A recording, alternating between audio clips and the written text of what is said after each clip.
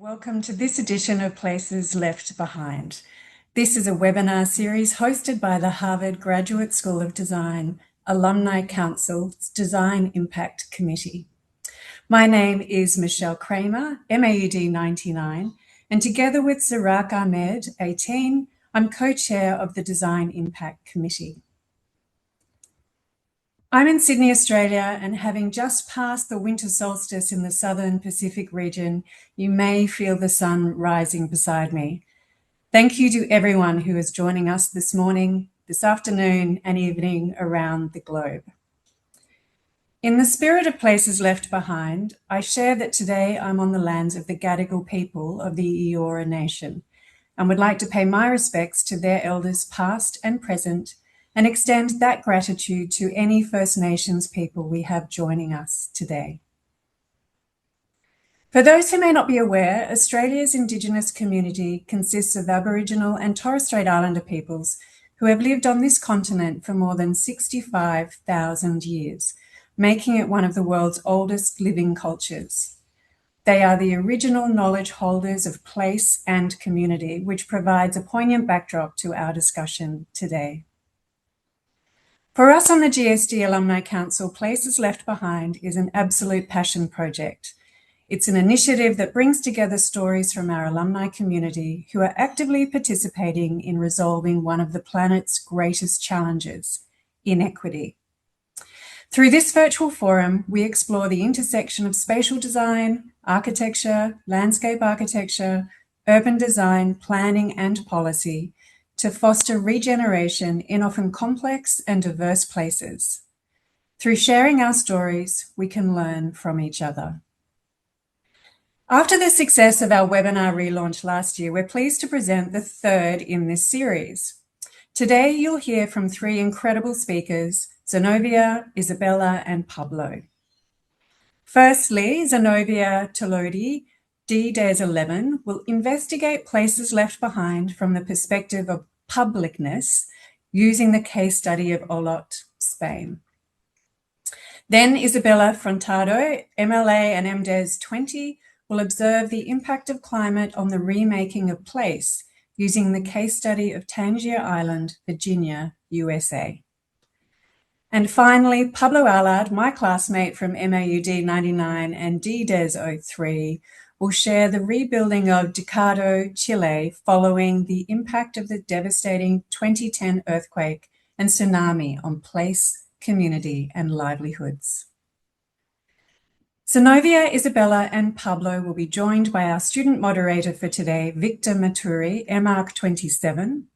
Victor will guide us between speakers and, time permitting, will facilitate questions from our global audience. So please feel free to add any questions or comments you have for our speakers in the Q&A function.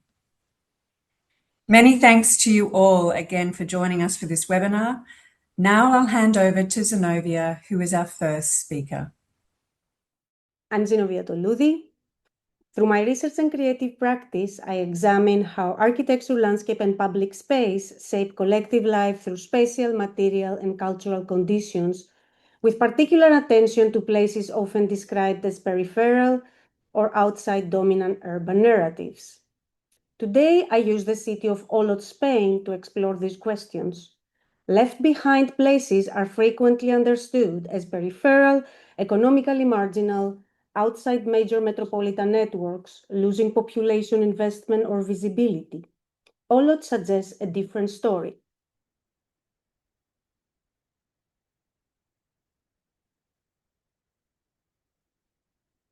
Olot appears peripheral. It is a small city of 35,000 inhabitants. It is located inland, outside the major tourist circuits, and far removed from Barcelona's global image. Yet, it has become internationally recognized for architecture and landscape design. My research asks, how can such a city become a model for civic imagination through architecture, landscape, and public life? Drawing from case studies in Southern Europe, the focus extends beyond public spaces to the conditions that make collective life possible. Across Milis, Olot, and Kavala, I investigate how publicness emerges through architecture, landscape, infrastructure, and everyday practices. Urban public space is often represented and analyzed through the voids of the city, plazas, squares, streets, and parks. These voids are commonly understood as the primary spatial unit through which collective life is organized, experienced, and designed.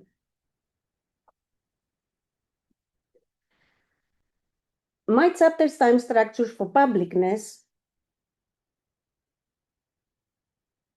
shifts attention from the void itself toward the architectural material conditions that produce and sustain publicness. Rather than beginning with public space as a predefined void, the research investigates how buildings, landscapes, infrastructures, and everyday practices enable collective life.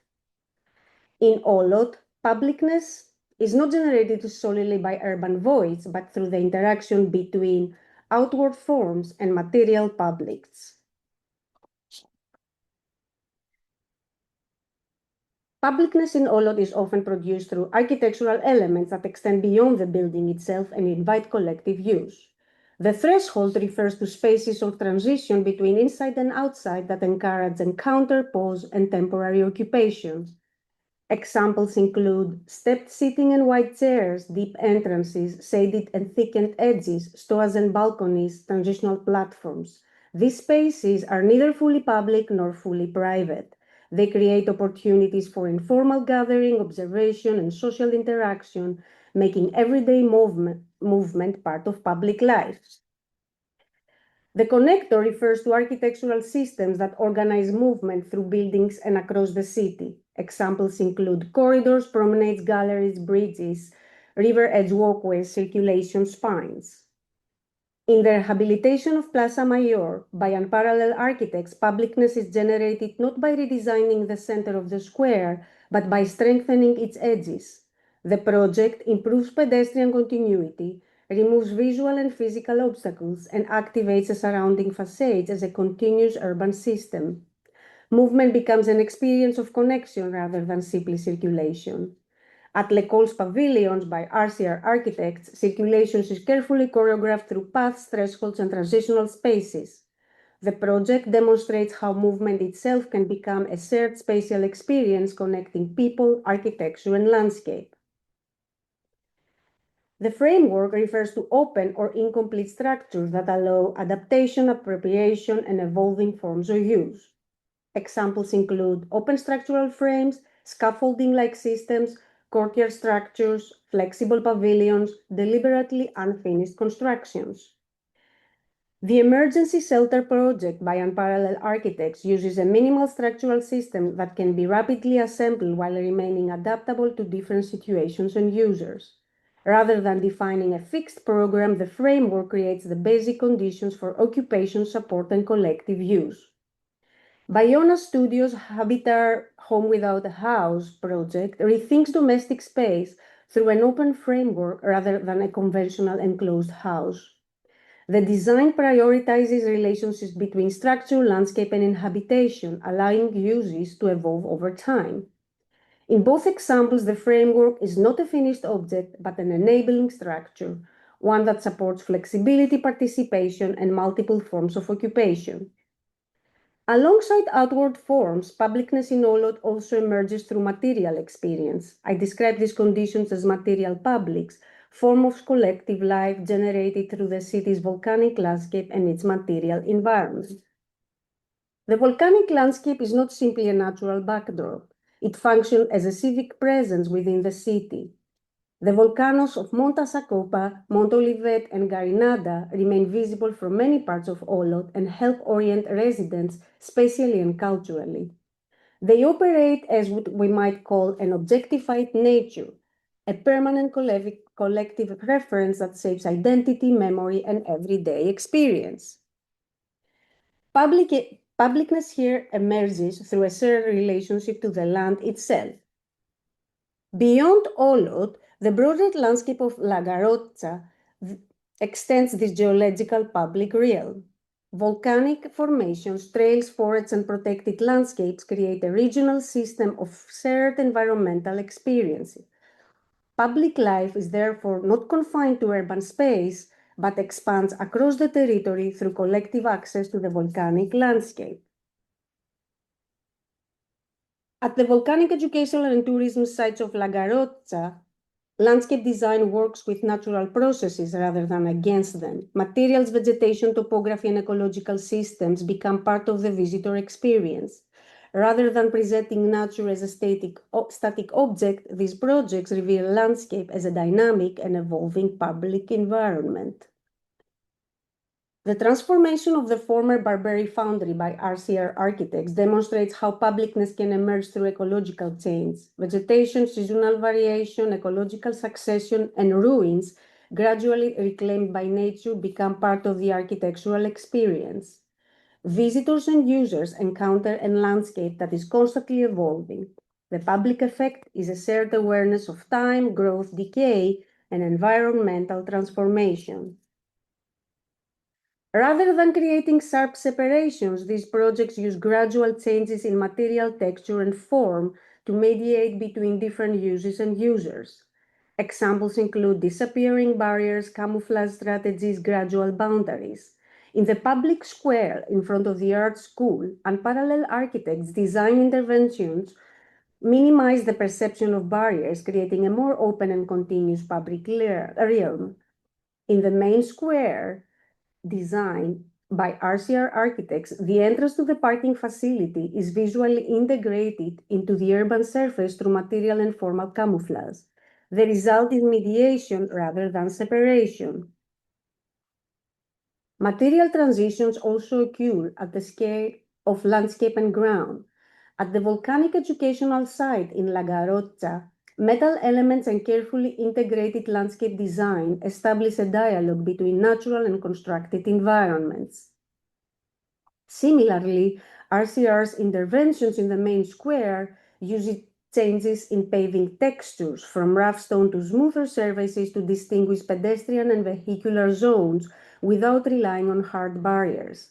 Transitions from stone to earth further reinforce a gradual and continuous spatial experience. Examples of landscape corridors include river edges, green corridors, landscape promenades, and volcanic trails. These spaces are not simply routes of more movement. They connect people through shared experiences of landscape, ecology, and material environments.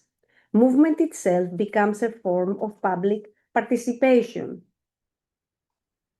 Olot's public life depends on more than architecture and landscape. Several everyday conditions support accessibility and participation.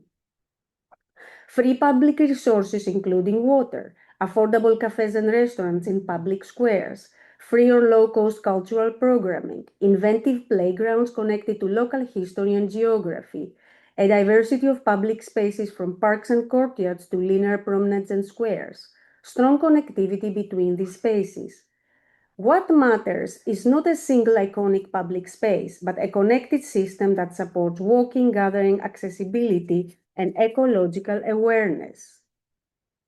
Olot's success cannot be explained by architecture alone.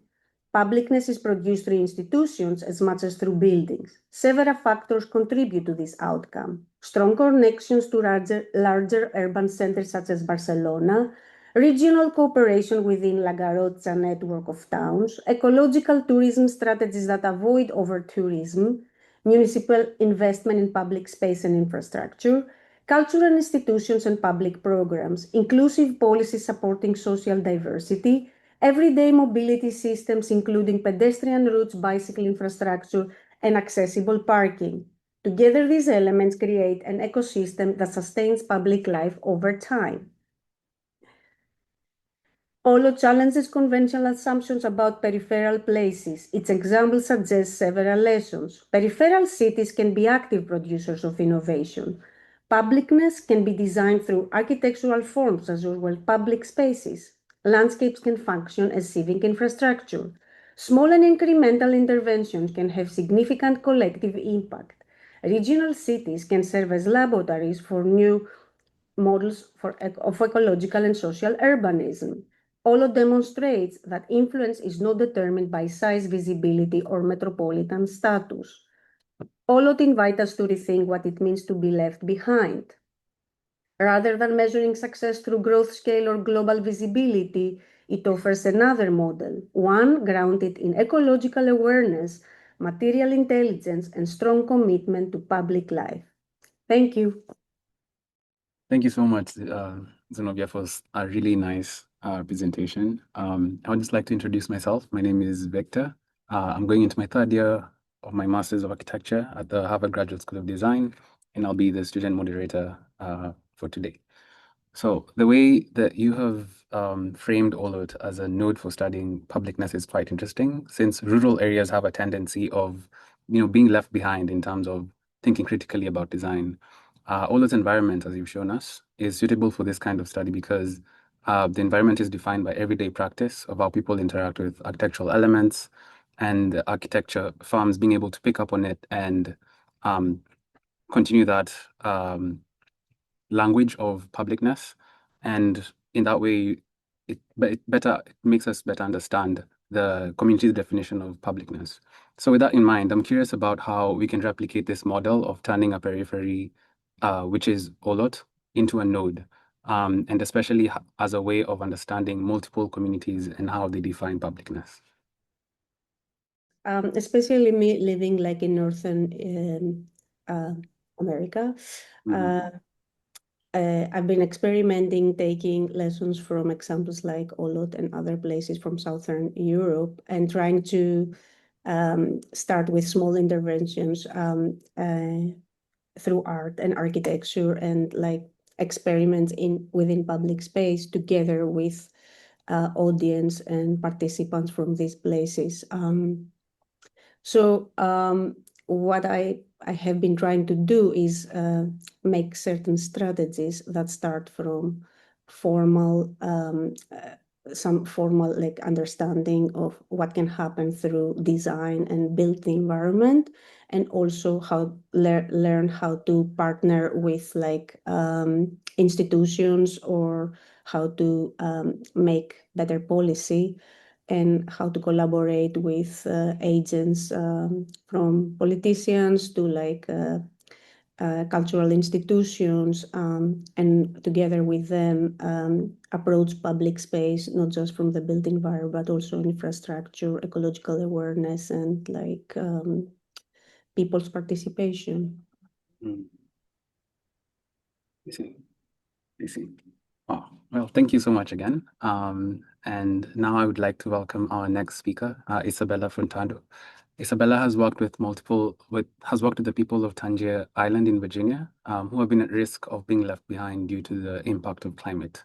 Thank you, Zenovia, and welcome, Isabella.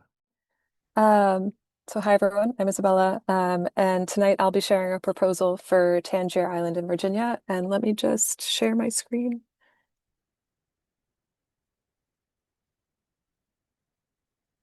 Okay.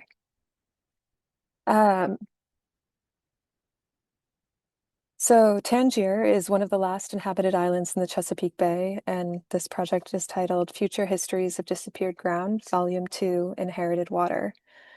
So in order to understand Tangier, you have to begin with the bay all around Tangier Island, because the Chesapeake is kind of already a landscape of disappeared islands. So on this map, the red crosses mark islands at risk of disappearing, and the white circles mark islands that have already disappeared. So I know that they're very small. This was originally a printed map, so the scale is a little bit difficult to read on a screen. But they are there. And we'll walk through some of them as I move forward. So Holland Island, Maryland is one of these disappeared islands.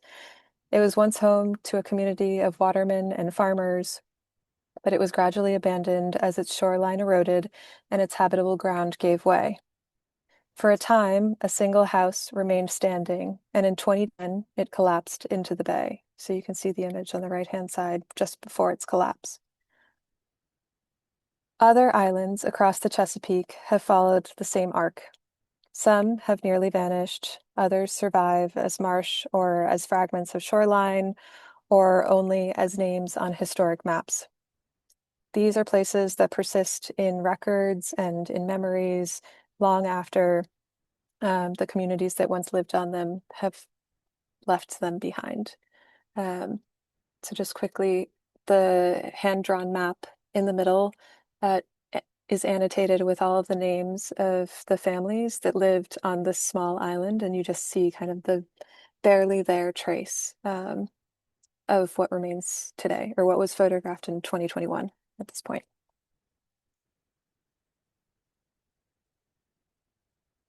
The residents of Tangier are not facing an unfamiliar or unimagined future.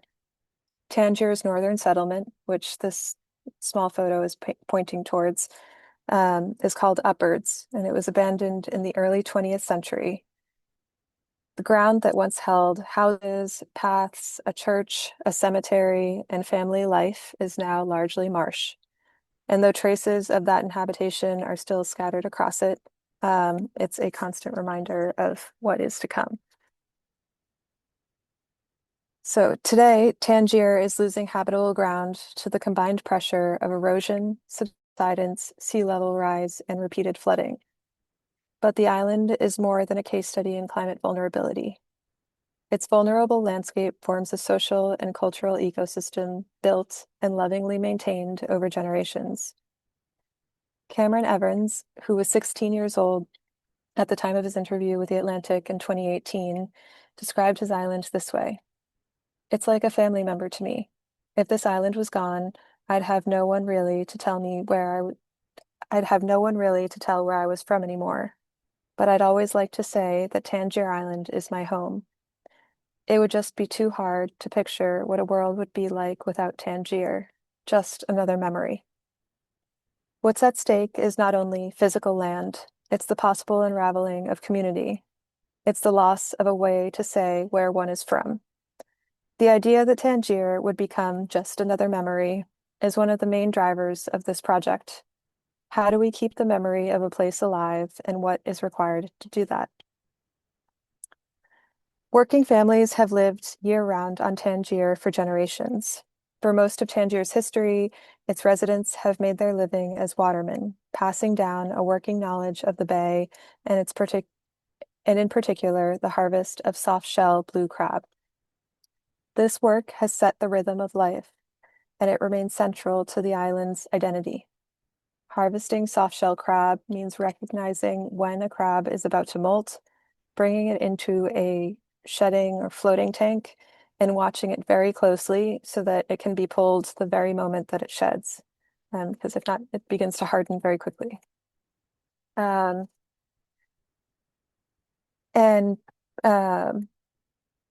This work is seasonal, it's physically demanding, and it's acutely time sensitive. And it depends on close and continuous reading of the tides, the weather, the temperature, the salinity, and the shifting conditions of the bay. So this requires kind of extensive long-term study of this ecosystem. And this way of life is now harder to sustain. Uncertain harvests, environmental changes, regulations, rising costs, and the sheer physical demand of the work have thinned the ranks of the watermen in Tangier. However, working the water still shapes how the community understands and holds on to its place. When I spoke with James Eskridge, or Uker, as people on Tangier call him, he's the island's mayor, and he himself is a waterman too. He named the tension this way: scientists or regulators just look at the resource and don't look at families involved in it. You can regulate people out of business. That distinction between the resources and the families involved in it sits at the center of this project. It's the difference between managing a habitat and sustaining a community. Future scenarios for this landscape have to keep the families and their memories and their relationships to this place at the center of the landscape. And life on Tangier has always been closely linked between the bay and waterman work and the land and where families live and how they maintain their homes, and also how they pass property along to future generations. And it was in the relationship between kind of working water and inherited land and practice that I began to look more closely at the island's residential grounds. So I want to turn to these two photographs, and they're of the same parcel, and they're taken 3 years apart. And in the first image on the left-hand side, you see the house is still standing, and in the image on the right-hand side, the house is gone, but the steps and the path remain, and the grass is relatively well maintained, and the boundaries of the yard are still being kept up. So you see kind of a cleanly cut line at the back of the parcel where it starts to shift into marsh. And it's kind of, so this was one of kind of several parcels where the house had disappeared, but the property they had continued to maintain the property in a similar way. And so I think together, this image of kind of the before and after reveals something about how retreat actually happens on Tangier, and that it's not necessarily kind of a single event where the house is gone, but it could be slow and an uneven process where occupation can end before maintenance does, and the relationship to a property can outlast the house itself. It's kind of inside that unstable interval after the house and before the water, that I was really interested in exploring this question of what happens with kind of as the boundary between land and water dissolve, what is the cultural relationship to place, and does that have to dissolve with it? So the practices through which Tangier residents have historically marked, maintained, and inherited land and even knowledge might gradually become practices of cultivating, working, and caring for water they depend on. So rather than treating submergence as the moment the parcel and everything attached to it simply disappears, the project reimagines the former parcel as the framework for another kind of inhabitation.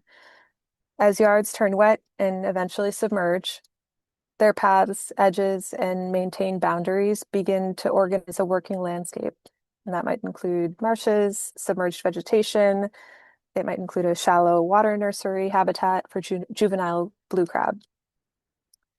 And so these water territories would no longer function as kind of conventional private property, but the former parcel would remain a place people know, return to, maybe where they work and what they care for. And a thread connecting Tangier's relationship to land with its history and working the water. So when I began studying Tangier, I became interested in the ordinary materials residents use to make a property line visible on very unstable ground. And so I noticed chain link, there were wooden fence posts, rope, cinder block, shrubs, mown paths, planted edges. These were very common forms and languages for kind of demarcating the edge of something.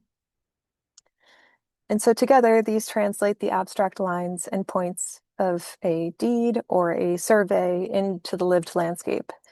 A fence divides one property from the next, a mown edge separates a kept yard from the surrounding marsh, and cinder blocks keep describing a boundary after a fence has fallen. And where the ground gets too soft to hold a structure at all, a line may be cut through the tall grass to help continue to demarcate that line or that edge and define that property boundary. And so this matters because Tangier's ground does not behave like the stable object on an assessor's map. Marsh and lawn overlap, yards flood and dry, edges soften, fences collapse, houses come down. And while the land around them is kind of this soft, aqueous surface, people continue to tend to the land. And a map shows the parcel, these kind of aqueous parcels, as a fixed measurable shape. But on the ground, that shape has to be redrawn again and again through fencing, mowing, planting, and marking. And this led me to read landscape maintenance as a kind of live archive where people are rewriting the landscape and the map constantly. And so the archive here isn't only kind of in photographs or maps, or documents that are collected about the island, but it's the fence that gets repaired, it's the path that is kept clear, the boundary still marked after the house is gone. Through these kind of repeated acts, residents don't just preserve the memory of a home and a parcel, but they keep a relationship with it. The parcel persists because someone returns to mark, maintain, and care for it, even as the ground beneath it gives way. And that observation gave the proposal's kind of central mechanism of if a relationship to a place is sustained through repeated acts of maintenance rather than through the permanence of the ground, then those acts can continue as the ground changes. And so the work of fencing, mowing, and keeping terrestrial property could become the work of planting marsh, monitoring crab habitat, maintaining buoys, and returning to care for the site as tidal marsh and open water. And the same labor that once held a relationship to land could be redirected, kind of build the very habitat that sustains Tangier's crab fisheries and the watermen who depend on it. And so by drawing the parcel back onto the ground over and over again, these practices also surface a deeper idea embedded in the American landscape, that land becomes property through acts of measurement, occupation, labor, and improvement. Land can be understood as an assemblage, so soil, water, organisms, ecological processes, social relationships. But through law, surveys, and representation, it's also converted into something that can be subdivided, sold, inherited, and recorded. Tanya Murray Lee describes this as the process by which land is assembled as a resource. So it's not necessarily understood as this broader ecological system. And in European traditions of property, labor and improvement became the justification for private possession. So early colonial figures like John Winthrop argued that land could be claimed by those who possessed and improved it. John Locke later held that mixing one's labor with the earth made it one's own. And these ideas were never universal. Indigenous understandings of land rejected the premise that ground, woods, and water would be exclusively held by an individual, framing them instead through collective use, care, and responsibility. But European ideals and notions of private ownership became foundational to American social and political and economic life. And so here we are. And Tangier's parcels sit inside that history. A deed and a survey establish where a property begins and ends, who may occupy or alter it, and how it may be sold or passed on. Yet, on Tangier, a parcel is never really only a legal unit. These are sites that have kind of anchored families for generations, and they have maintaining a property edge carries several meanings at once. It reasserts a legal claim, and it expresses ongoing care for a family site and for the relationship held there. Submergence of land complicates so much of this because a deed assumes land can be located, surveyed, transferred, and inherited as relatively stable ground. And as that ground goes under, the legal structure built on top of it becomes very hard to hold. And so under Virginia law, private property rights attach to surveyed land and riparian boundaries, and while submerged bottom lands generally fall to the Commonwealth. And so this would kind of return land to the Commonwealth in a way. So submergence isn't only kind of a physical transformation, but it's a legal one. And the parcel shifts from privately occupied terrestrial ground to submerged land governed by public authority and ecological regulations. But the legal transition doesn't erase the parcel's cultural meaning overnight. Family history, labor, memory, these can persist long after conventional ownership stops working, which leaves the question, if the legal parcel, excuse me, I need water, can't continue beneath the bay in the same form, what can be carried forward? And the answer isn't the boundary itself, it's everything the boundary has organized. Family, family continuity, labor, knowledge, responsibility, and the attachment to a particular place. And so to show how this works, I want to kind of return to an example parcel and follow it through. And so at the start, the house and the yard are occupied private property, as we saw in the previous example. And then as flooding becomes more frequent, the lowest parts of the lawn stay wet longer. Rather than repeatedly restoring those areas, residents and watermen work restoration crews, ecologists, and public agencies to identify where marsh and shallow water habitat could begin to take hold. Native marsh grasses are planted as plugs along the changing edge, and these are done by paid community restoration crews drawn from residents, former residents, and descendants. And as the grasses root, they hold sediment and form a gradual transition between the remaining yard and the water. And where depth and clarity and bottom conditions allow, submerged aquatic vegetation is protected or restored beyond the marsh.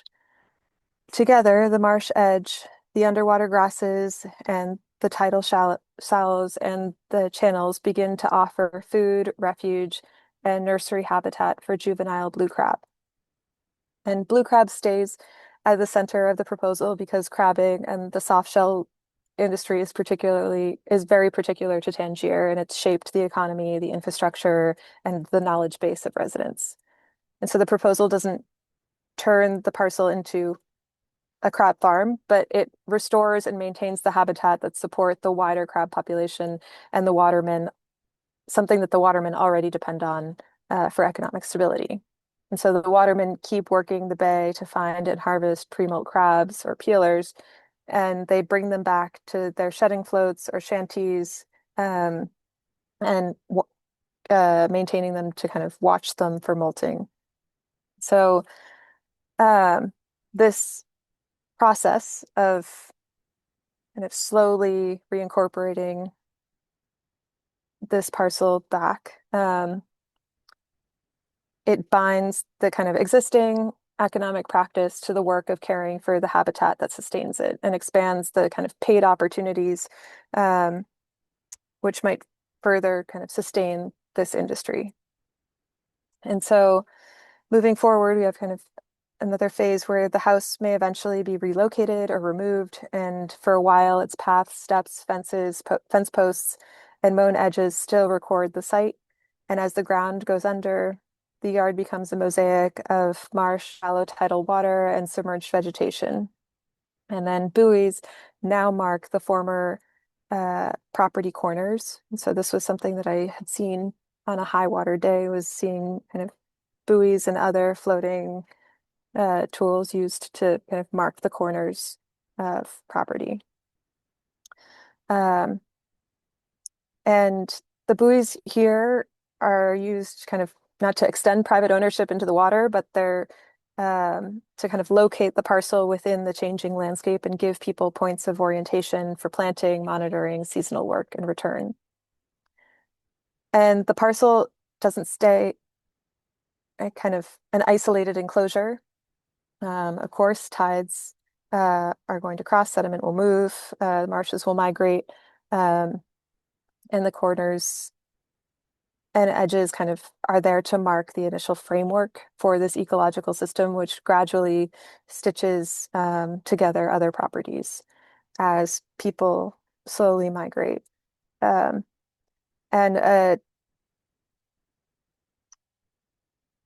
then over time, individual parcels become part of a larger working water landscape, and their former boundaries remain points of memory and orientation, while the habitat itself is managed as one connected system. And so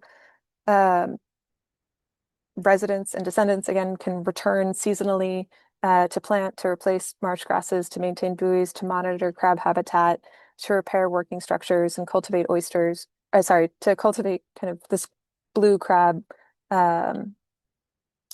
ecosystem.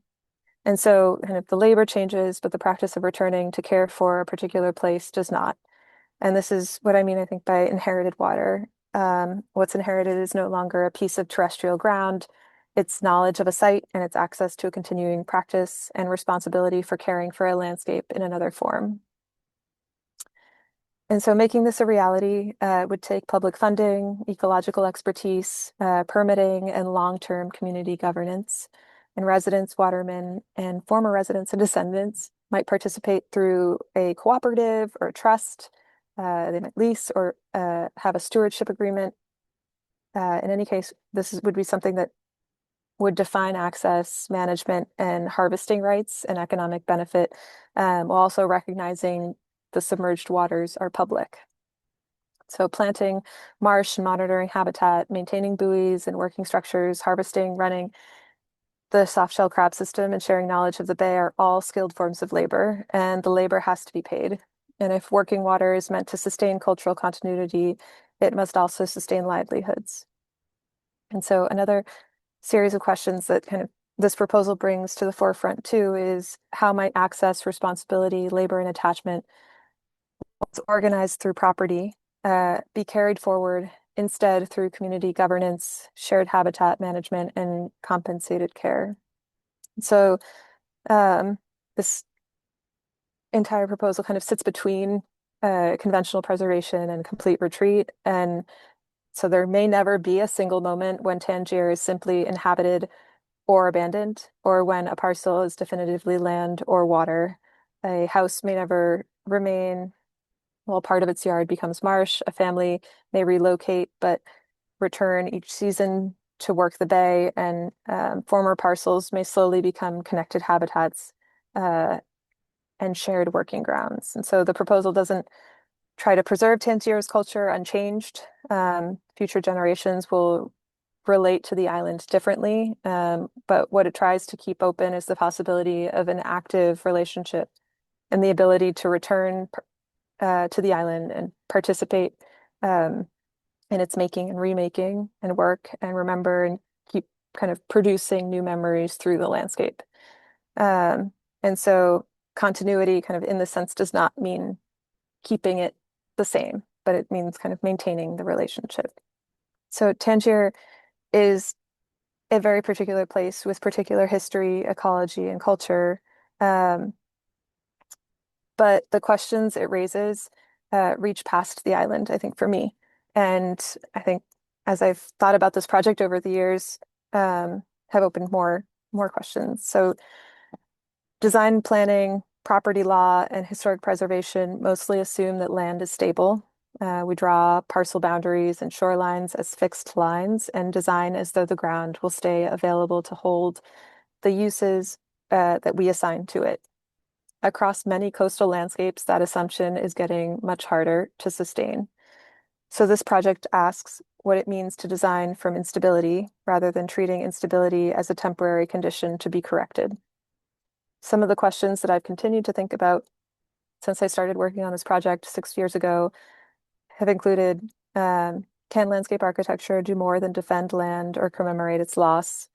Can it translate cultural practices into new ecological forms? And can it imagine adaptation as something other than a choice between permanent protection and complete retreat?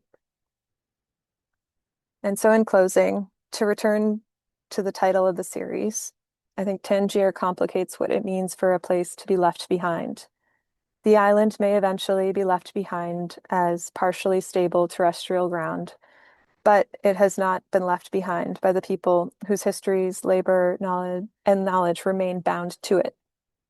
Inherited water doesn't claim that marsh or habitat or working water can replace a home, a church, or a cemetery, or an entire community.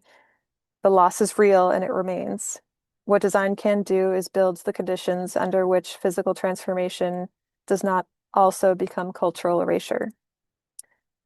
A former parcel might become a marsh habitat, a yard might become a shallow working water, and a property marker might become a point of orientation in the bay. But the most important transformation is the meaning of inheritance itself. Instead of inheriting a bounded piece of stable ground, future generations might inherit access, memory, responsibility, and the ability to keep caring for a changing place that they still call home. And so this project carries Tangier's relationship to place forward by creating new ways, excuse me, for people to return, work, and remember place. And the opposite of disappearance is not permanence. It's the continued work of maintaining a relationship to place, even as that place's relationship changes form. Thank you. Through the very close observation of existing practices, you've been able to frame Tangier as a place where relationships to land, water, labor, memory, and livelihood are at risk of being left behind, and the community efforts. And you've also highlighted the community efforts in keeping their way of life in spite of the growing climatic pressure. So from this, you also introduced the idea of inherited water and the systems of stewardships that would allow those practices to continue. As we know, and as you've mentioned too, on dry ground, land is often organizes belonging and identity, especially in the United States, but it can also organize access, responsibility, inheritance, economic benefit, decision making. So my question to you is, as land becomes marsh, how do you imagine and even expand on what you've mentioned on the Commonwealth law and the submerged land? How do you see these new stewardship systems being structured so that care, responsibility, and benefit are shared in a more balanced way? Thank you for that question. I'm still having like a little bit of tickle in my throat here, so I'm sorry if I cough again. But I think, excuse me, one of the other interesting aspects of Tangier is that it has a very strong religious community, and I think that the organized religious practice can also serve as a tool to organize people in these efforts. And so they have kind of roots within their own community and within their church to kind of select different leaders and keep the community tightly knit. I think that is going to be one of the critical pieces in terms of carrying this forward. This idea forward would be selecting leadership and also selecting people who are like, deeply invested in maintaining that relationship to place and kind of maintaining that knowledge base around the practice of being a waterman. And so I guess that's kind of like a two-sided piece there of maybe these deeper religious roots tied to this practice of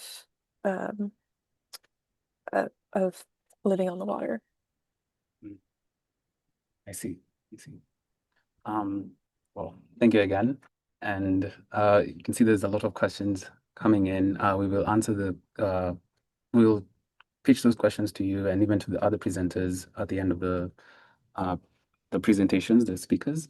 And so for now, in the spirit of thinking about resilience and preservation, our third speaker shows us how a holistic approach can be used in treating resilience, in giving resilience to our community.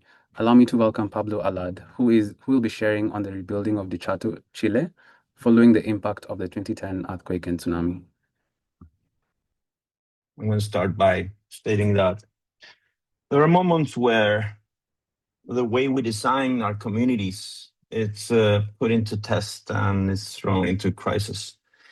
We advocate as planners, architects, designers, landscape architects. We advocate for the common good, for holistic, human-centered, and sustainable solutions. But yet, when our territories are struck by sudden shock or chronic stresses, our capacity to respond through design is put into test. This is especially true for those of us that happen to be in certain positions of public role, leadership, public responsibility, or charged with planning and the responsibility of shaping resilient recovery or reconstruction plans after disaster. This is the story of the Dichato community and the Recupera Chile plan. And to give you context, this presentation tells the story of this initiative, a recovery initiative rooted in the fishing community of Dichato, where despite the measurable success of the physical reconstruction led by public authorities, beneath the bricks and concrete, a different kind of recovery was quietly taking shape, one driven from within the community itself, those that were potentially left behind. So in order to give you context, 16 years ago, 27th of February of 2010, Chile suffered the largest urban earthquaking extension and spread of damage ever recorded. We're talking about more than 25% of the national population was affected. More than 150 cities and towns were devastated, and the earthquake was followed by a huge tsunami. We had more than 550 losses, and the majority of the losses were produced by the tsunami and not necessarily the earthquake. One of the main challenges was the spread and the diversity of the damage. We're talking about more than 27 coastal towns, more than 20,000 social housing units that were destroyed, increasing the housing deficit in Chile, almost 200 historic towns and villages, harbors, bays, and coastal communities devastated. And there was a new government just moving into office less than a month after the earthquake. And former President Piñera committed the government to come up with funding for all those families that require governmental help. And the goal was to come up with more than 220,000 housing solutions, either new units or repairings to be built in less than 4 years. This was really a huge challenge, this presidential goal that 100% of the housing units for earthquake victims must be finished by 2014. So the government developed a plan that has 3 layers. First, response. Very early, this was late summer, and we had to have people covered in terms of safety, roof, and health before the winter came. Then the winter emergency plan in order to also provide support for the families during the winter, and then the long-term reconstruction plan that would take at least 4 years. I had the privilege and the honor to be appointed by former President Piñera as the National Urban Reconstruction Coordinator, and we had to come up with a responsible, realistic, and also concrete reconstruction plan. So the first goal was to assure the reconstruction of those 220,000 houses from families that require governmental help. They didn't have access to banking or insurance. And we integrated several lines of action. And on the other hand, a plan that could respect the will of residents in the owner's side, that could incorporate risk and mitigation into new zoning and urban redevelopment, recover cultural heritage buildings and identity, and promote participation wherever possible, and also work with the communities. This was really a painstaking job. I mean, just imagine selecting the families that were eligible for governmental support, then have access to, if they could either if they own the land or not, if they had to be displaced because of the risk areas that emerged from the tsunami, then design the projects, then come up with a bidding for the construction of more than 200,000 homes. I mean, we made a lot of mistakes on the way. But in any event, we managed to organize the housing solutions and the urban planning recovery through 6 solutions for 6 challenges. The first one, emergency shelter and temporary camps. The second, self-assisted home repair. The third, reconstruction and repairing of housing blocks, former pre-existing housing buildings that collapsed. Reconstruction on owner's side for those who owned the land, but also new homes in new sites for those that were displaced, either by the risk areas, tsunami areas, or that didn't have a home and they live in someone else's house. And 6 resilient urban and waterfront reconstruction plans. So the emergency shelter and temporary camps, we managed to, in less than 3 months, provide more than 80,000 emergency housing units. Most of them, about 70,000, were built in the same site where the families lived and they owned. But we had about 6,000 families that were displaced. So we created special transition camps where they had a home, but they also had common facilities for like sanitary facilities, educational facilities. They had light, but there was this commitment of the government that this kind of like refugee camps won't last more than 4 years, and these families would have access to permanent housing. On the other hand, self-assisted home repair, we gave families a kind of like a credit card with governmental subsidies that they could exchange for construction materials in hardware stores. And if they comply with the building codes, an officer from the ministry could feel that this housing repairing was within the codes, so they have access to extra money to keep continuing fixing roofs and walls and stuff like that. More than 10,000 families had access to this kind of like construction material for self-construction. Then we had reconstruction on the owner's side, but the big challenge was new homes on new sites for those displaced and those who were renters or homeless victims. And we managed to come up with quite innovative solutions like this one in Constitución, designed by Elemental, Alejandro Novena, where since we didn't have enough money for middle-class home, we managed to provide solutions that were progressive housing solutions. So the families had access to a safe and good location.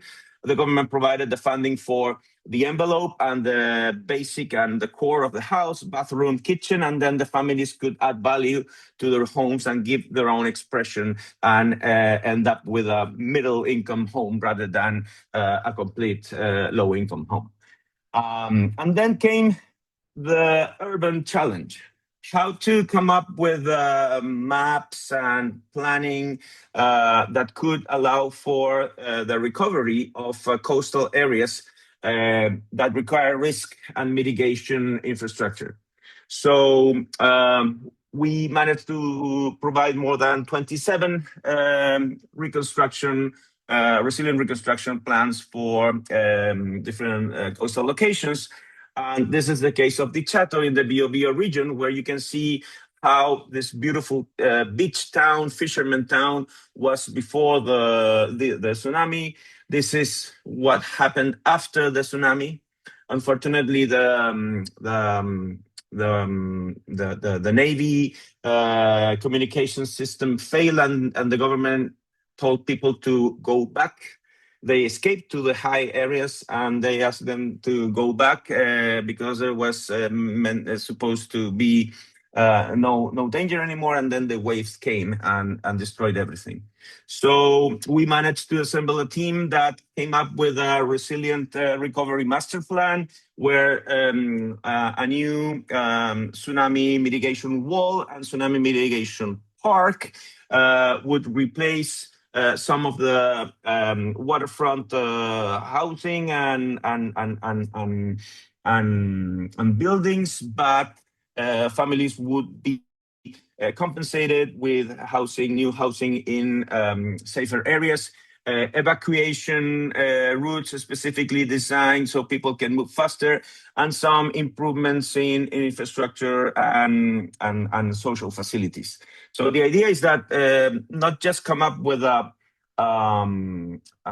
civil works, but also if the tsunami defense could be also a park, it could become also a civic work. So we had the chance to visit the areas here.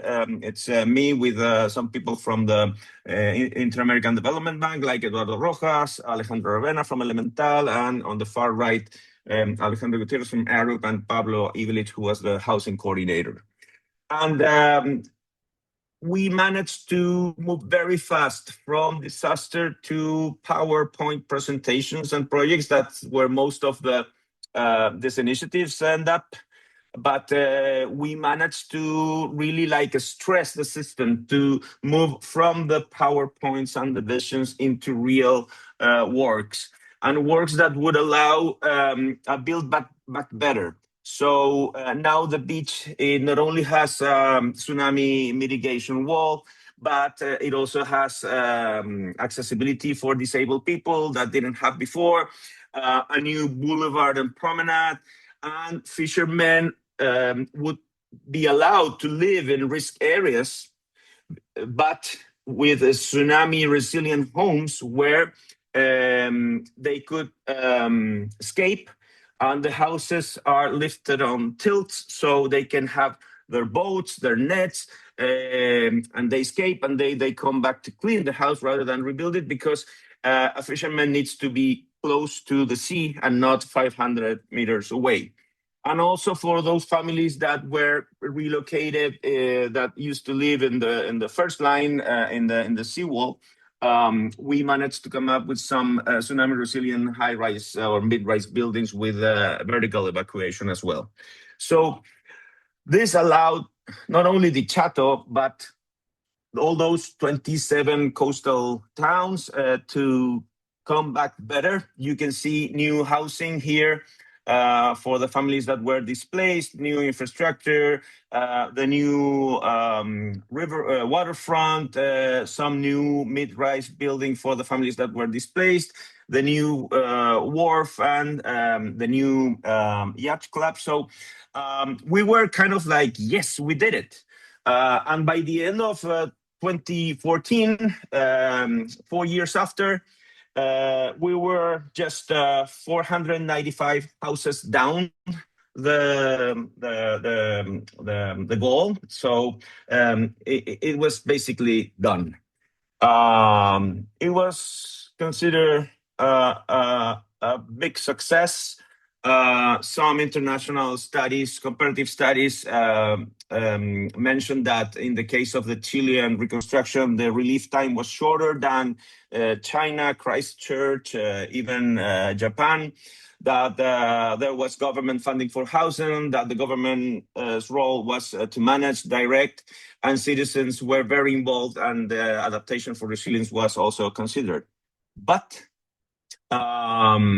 also there was space and room for families to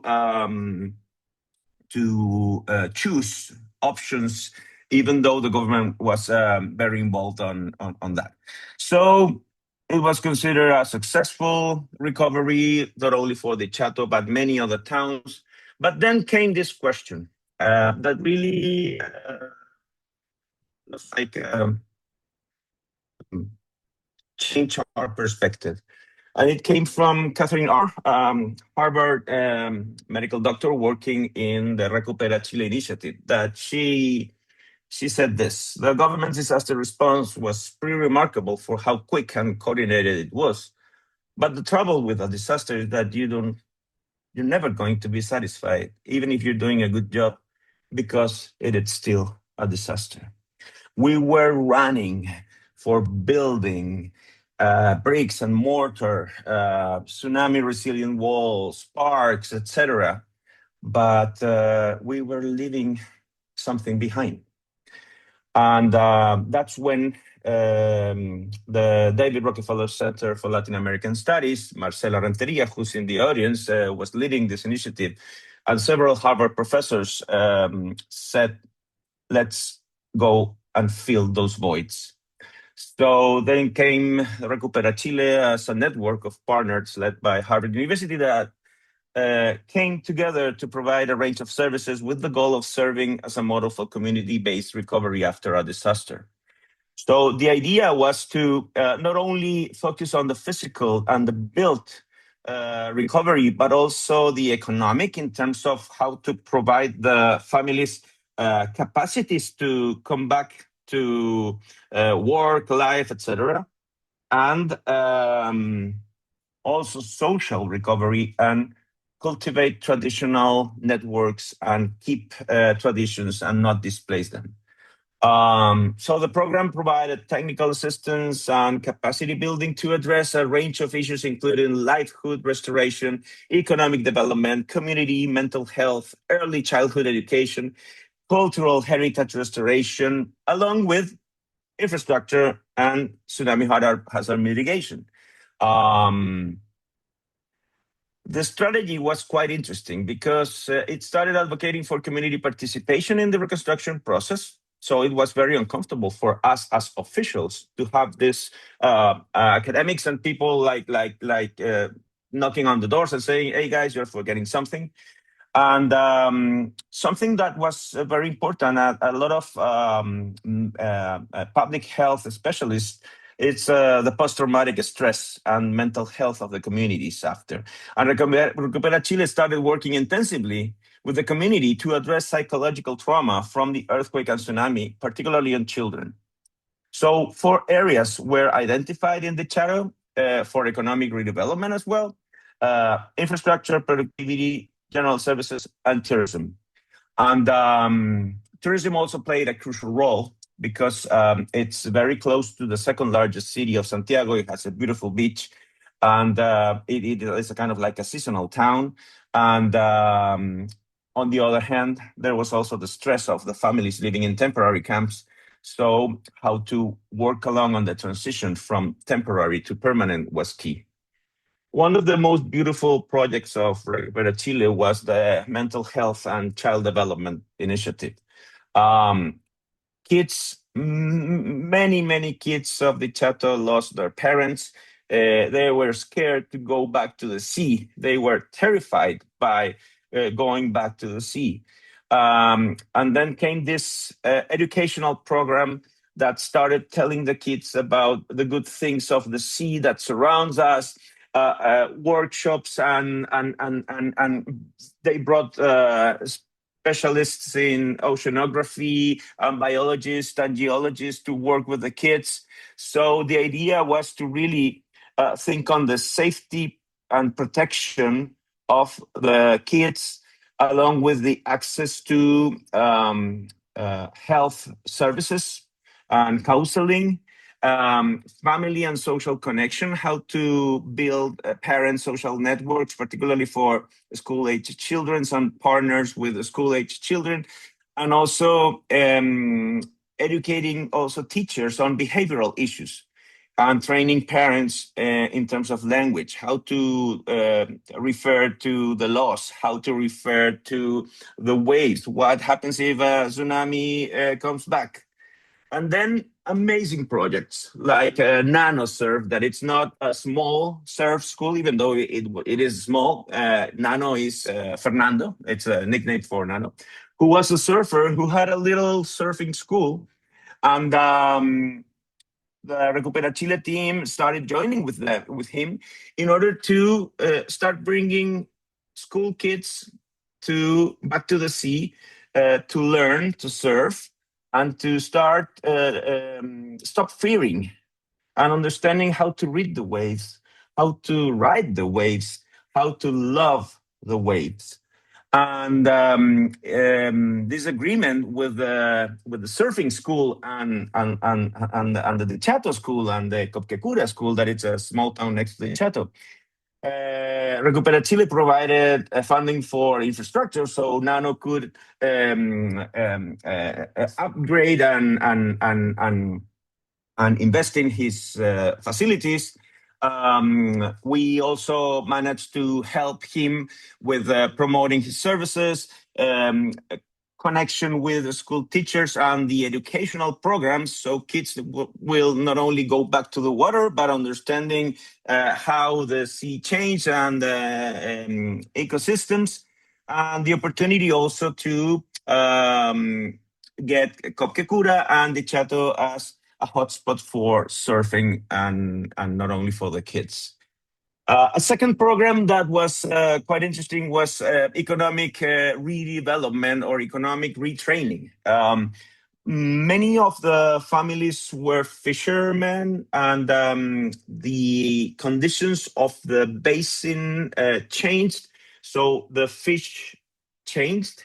There was this program called Farmers of the Sea, where Recupera Chile started training fishermen to shift towards other sea-related jobs, like cultivating seaweed for pharmaceuticals, or cultivating mussels rather than going out and catching fish.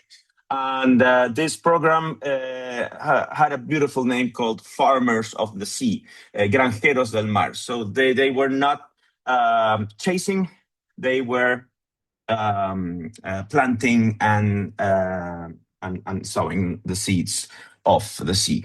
So what are the lessons we learned on the side of the government?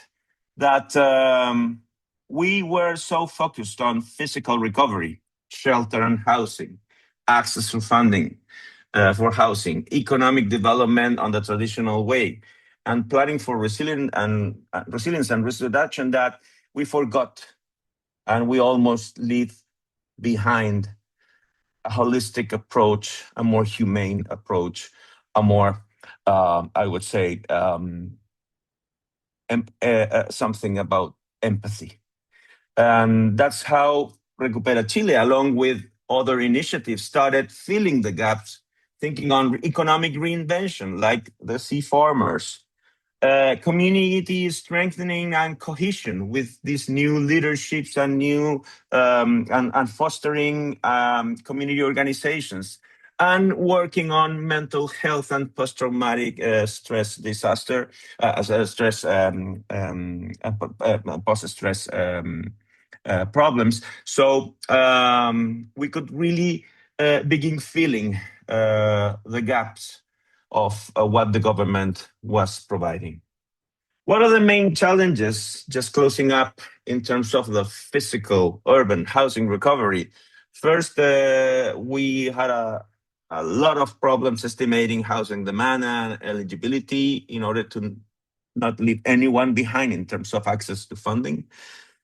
How to relocate displaced families in temporary camps, but allow them and give them this, the granting them that they will have access or certainty to a permanent housing in a short term, have a plan, commit timeframes and communicate them, organize demand, promote innovation and stimulate supply, promote designs that recover urban identity and resilience, clear land tenure, land readjustment, make public land available for new housing, and avoid displacement if possible, or give alternatives for those that have to be displaced. Streamline procedures without bypassing laws and codes, and build common indicators of transparency and efficiency. And in terms of the gaps, for a holistic recovery, first of all, you have to communicate the complexity of the task. I mean, this is I mean, there's going to be a loss. There's going to be a mourn. This is not going to be a kind of like a successful recovery if we don't really understand that we have to learn to be back with our wounds, with our scars. Manage expectations, involve and commit local leaders, integrate public and private collaboration, including academia, and that's the beauty of Harvard's David Rockefeller Center for Latin American Studies. Here, incorporate participation or alternative solutions when possible, promote holistic solutions, particularly for urban resilience and regeneration, incorporate risk reduction and mitigation works as social infrastructure, build policy and legislation based on experience, and I should say, just don't just focus on the hardware and the software, like the infrastructure or the subsidies, but also incorporate brainware, universities, NGOs, and focus on the soulware, on the people, on the communities. So this is my homage to the whole team that worked here. And just to wrap up, Recupera Chile was a process built on the understanding that emotional, cultural, and economic recovery matters more than material reconstruction. That before rebuilding the docks, we need to help children stop fearing the sea. That fishermen needed to become stewards of the sea, not just harvesters, and that design, in the end, is not merely construction, but as Fernando Pérez Oyarzún says, design and architecture are construction charged with meaning. Thank you very much. Wow, it's a very powerful ending, Bob. And thank you so much. I truly resonate with the idea of, being able to go beyond the traditional ways of recovering in terms of post-disaster recovery measures. And so that's how Recuperate Chile, in my opinion, redefines what it means for a place to be left behind after natural disaster. It suggests that a community can be rebuilt physically, but still remain vulnerable if recovery overlooks the mental health, safety, livelihood, and the community's relationship to the sea. In the case of the Chato, the project shows that recovery is not only about rebuilding the physical environment, but also about rebuilding the psychological, educational, cultural relationships that a community has and should have in order to feel secure in its place again. So my question for you is, in this idea of the community-based post-recovery methods, often the intentions from the members of the community and the institutional agenda may not be fully aligned. Was there any tension between how the community defined mental health recovery and how the institution understood it? And if not, is there a specific mental health strategy that the community was going for that the institution was a bit unsure of? Yeah. Mm-hmm. Okay. I'm going to try to be as brief as possible because it's a quite complex question. But there's always tensions in any post-disaster recovery process. There's a lot of tensions, and it becomes political. Why? Because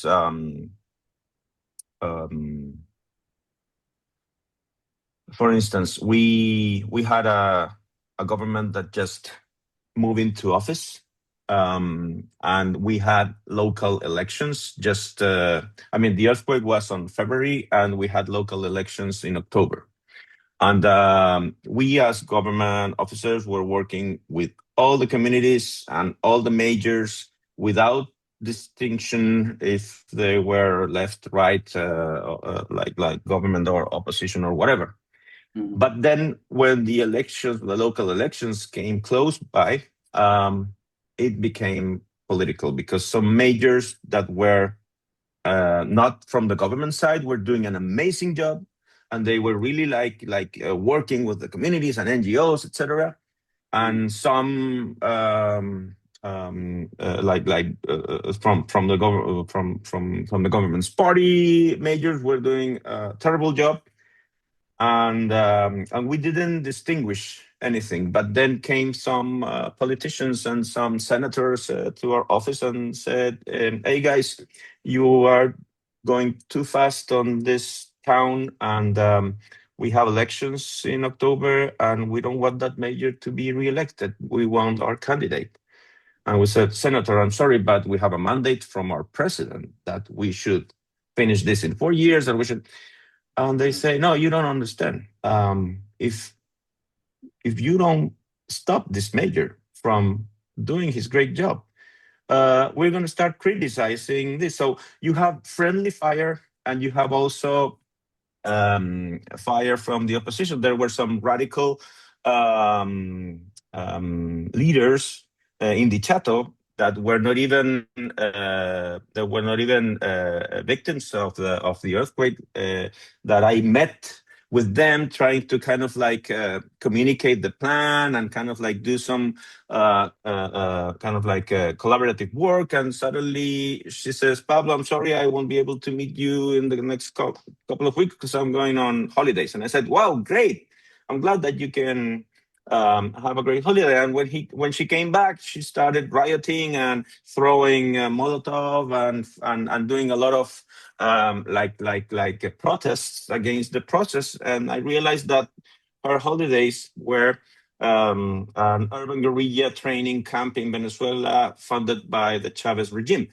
So, I mean, my Harvard degree just fell to the ground and broke because you had senators from the government side saying like a friendly fire, and you had also from the opposition side.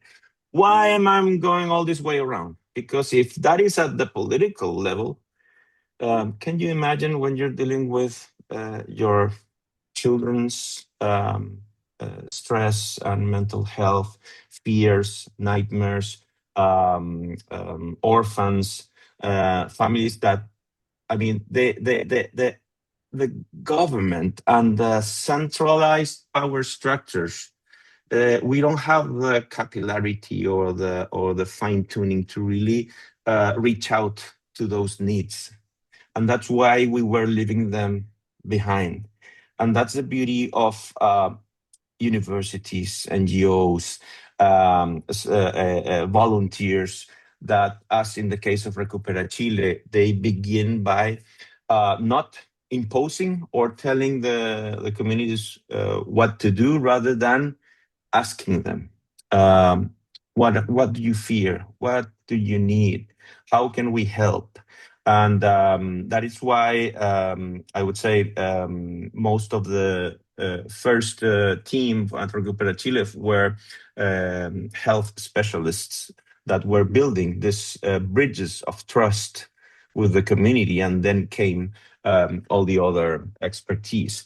But it is political, as you mentioned. And sometimes there were some families that didn't agree with bringing the kids back to the sea, or didn't agree with the different methodologies for addressing post stress trauma.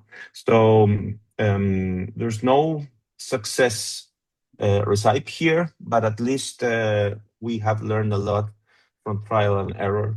And I hope that if there's any huge disaster again in Chile, we can think about how to fill the gaps and not necessarily focus on the physical recovery. Thank you. Thank you so much, Pablo, for sharing. And thank you to all the speakers. This has been a really stimulating conference, and it's been enjoyable, honestly, to listen. So as of now, because of time, we'll just take one question and hopefully get all our speakers to give us a brief and quick answer, and then we can be able to close today's Zoom meeting. So the question to all our speakers is, what is the one message you would like to share about places left behind? Isabella, why don't we start with you? I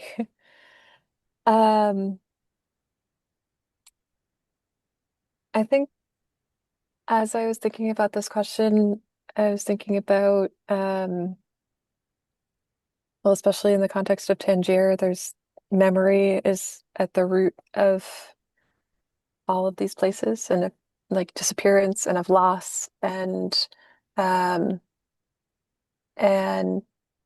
I I think that there's something in kind of this continued ritual of like revisiting the memory of the place and having the collection of people come together to kind of revisit what that place was and what it continues to mean kind of even after it's gone. I think in the context of Tangier, it's kind of more of like a slow death of a place in a way. Like people talked about it as like mourning, like future forward mourning before something was gone. And so I think, yeah, within that idea, leaving a place behind is like this ritual of mourning and the ritual of revisiting and kind of reconstructing and revisiting memory constantly. Zenovia? Thank you. Great question. I would say among all three presentations, what I feel is collectiveness is not a given. It's continuously produced through everyday life space and shared practices. So perhaps we can, instead of thinking of one policy or governments or others, perhaps we should shift to a strategy of observing, making visible what works within a community and reinforcing these strategies. Thank you. Pablo, same question for you. Well, in my case, having been both in government and now in academia, I would say my obsession now is how to connect these two worlds. The world of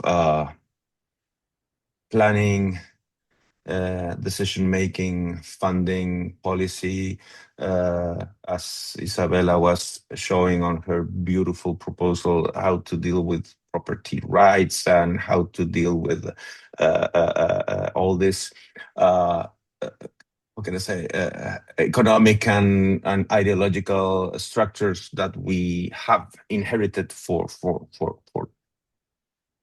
centuries, and how to connect that with the value of the beauty, the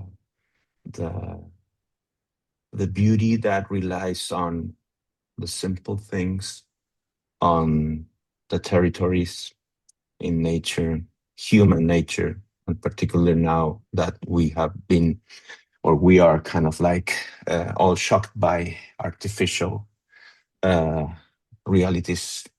How can we connect those two worlds? That's my obsession. And I think the only way is by doing and triggering conversations like the one we have today. So I really appreciate what you guys have done and for having us here. Unfortunately, we are reaching out to the converted, but I hope that all these experiences, and particularly being at Harvard and alumni and students, we can really keep working in order to connect the beauty and the beast. As Gerald Caden, a Harvard professor, specialist in post-disaster recovery, he says, to plan is humane, to implement is divine. Let's try to plan with the divine. What a beautiful thought to end on. Thank you, Pablo, Zenovia, Isabella, and Victor for speaking today. To our audience who's tuning in from all across the world, we hope these stories from all unique parts of our lovely planet inspire you to do social impact in your own design work. We hope to see you in the next iteration of this series. Thank you very much for joining today. Thank you.